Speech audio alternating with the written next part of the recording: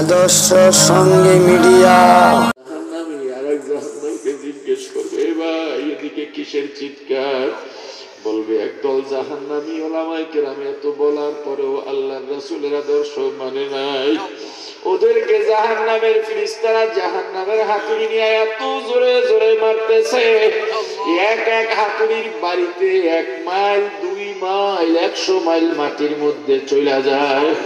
আবার ফেরেশতারা ওখান থেকে টেনে হেঁচড়ে বাইর করে উঠাইতে উঠাইতে গোস্ত ছিঁড়ে ছিঁড়ে থেকে যায়, হাড্ডি ছিঁড়ে ছিঁড়ে থেকে যায়। আবার ওদেরকে পুরা শরীর গঠন করে আবার মারে। বলে এদিকে করুণার তো না, এটা কিসের? বলে আর একদল জাহান্নামীকে জাহান্নামের পানি উত্তপ্ত গরম বানাইয়া, এত গরম এত গরম এত গরম, মাথার উপর দিয়া ছাড়ে, গায়ের গোস্ত গুলো খসে খসে পড়ে যায়, হাড্ডি গুলো দাঁড়াইয়া থাকে। একদল জাহান্নামী দৌড়ায় পালাবার জন্য। এ রাসূলের আদর্শ যারা মানে না, কি মনে করছে? একবার যদি চিন্তা করো, এখন যদি মারা যায় আমার আমল, আমার কি অবস্থা হবে? এই চিন্তা যদি করতাম, রাসূলের সুন্নাত বাদ দিতে পারতাম না।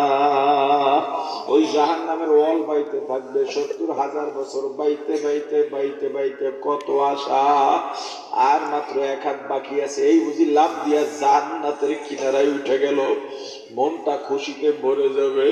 ওই 1 হাত বাকি যখন ধরতে যাবে, হাত পিছলাইয়া আবার নিচে পড়ে যাবে। এই কথা শোনার পরে জাহান্নামী আর একটা দৌড় দেবে পালাবার জন্যে। পিছন থেকে আর একটা থাবা দিয়া ধরবে, কই যাস, আমারে নিয়ে যা।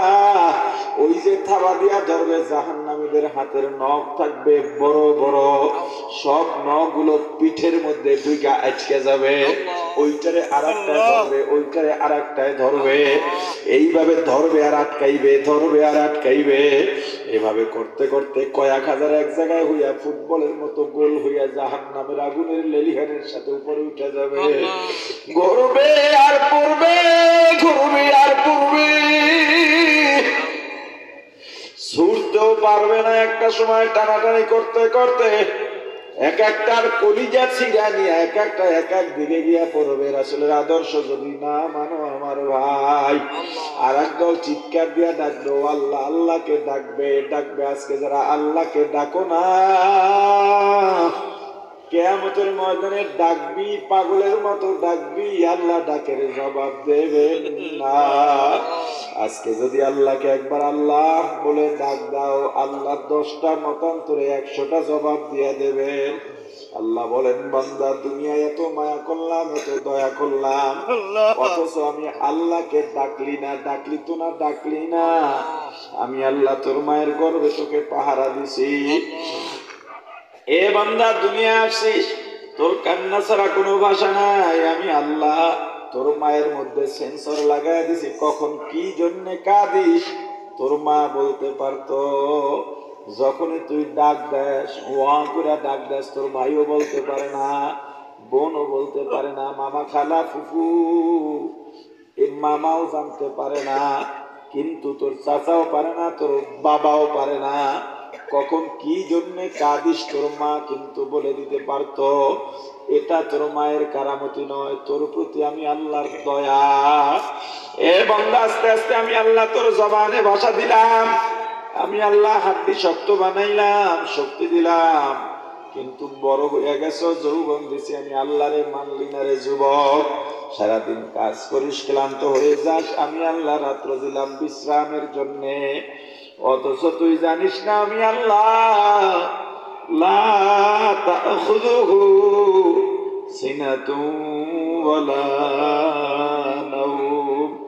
আমি আল্লাহ ঘুমাই না, আমি আল্লাহকে তন্দ্রায় ধরতে পারে না। কারণ তুই যদি গভীর রাতে উঠে আমি আল্লাহকে একবার আল্লাহ বলে ডাক দিস, আর আমি আল্লাহ যদি ঘুমায় যাই, বল তোর ডাকে কে সাড়া দেবে?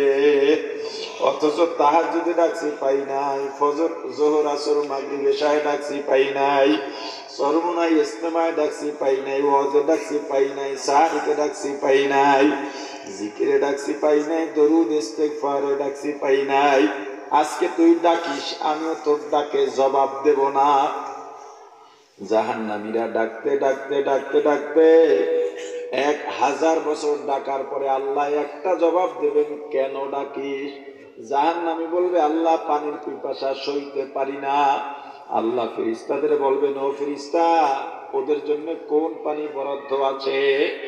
জাহান্নামের ফেরেশতা বলবে, আল্লাহ জাহান্নামীরা জাহান্নামে জ্বলতে জ্বলতে জাহান্নামীদের গায়ের রক্ত, চর্বি, গোশত, হাড্ডি যেখানে পুইজের নহর বইয়া গেছে,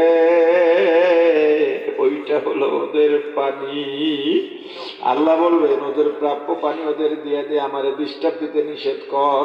আমার কিছু বান্দা নিয়ে আমি ব্যস্ত আছি। দুনিয়ায় যারা অভাবে ছিল কিন্তু আমারে ছাড়ে নাই, অসুস্থ ছিল কিন্তু আমারে ছাড়ে নাই, প্রতিকূল পরিবেশ ছিল, কেউ ভালো জানতো না কিন্তু আমারে ছাড়ে নাই, রিক্সা চালাইছে আমারে ছাড়ে নাই, অটো সিএনজি চালাইছে কিন্তু আমারে ছাড়ে নাই, এত কষ্ট দিয়ে রাখছি কিন্তু আমারে ছাড়ে নাই।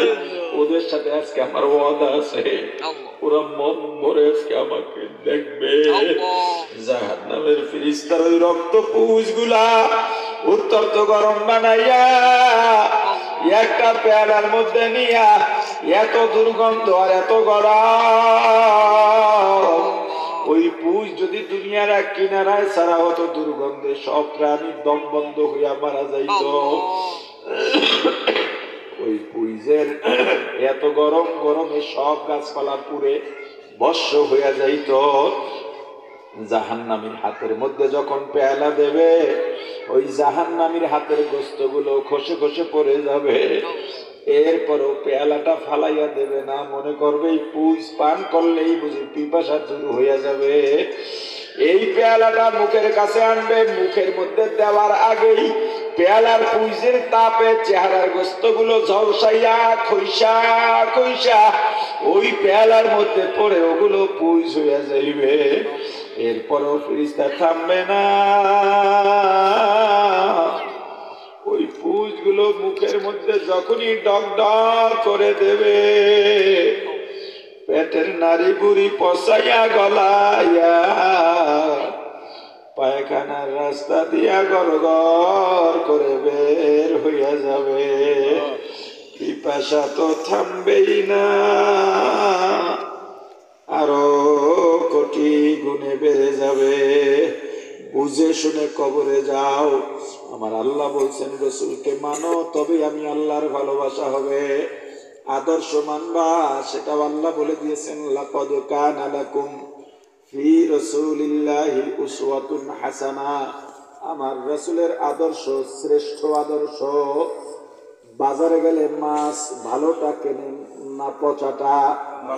জোরে। শাকসবজি, কলা, কম দামি জিনিস হইল গিয়া বলেন ভাই ভালো জিনিসটা দাও। তাহলে আদর্শের ক্ষেত্রে আল্লাহ বলে দিয়েছেন রাসূলের আদর্শ ভালো, এটা কেন মানো না? ব্যক্তির পিছনে কেন দৌড়াও?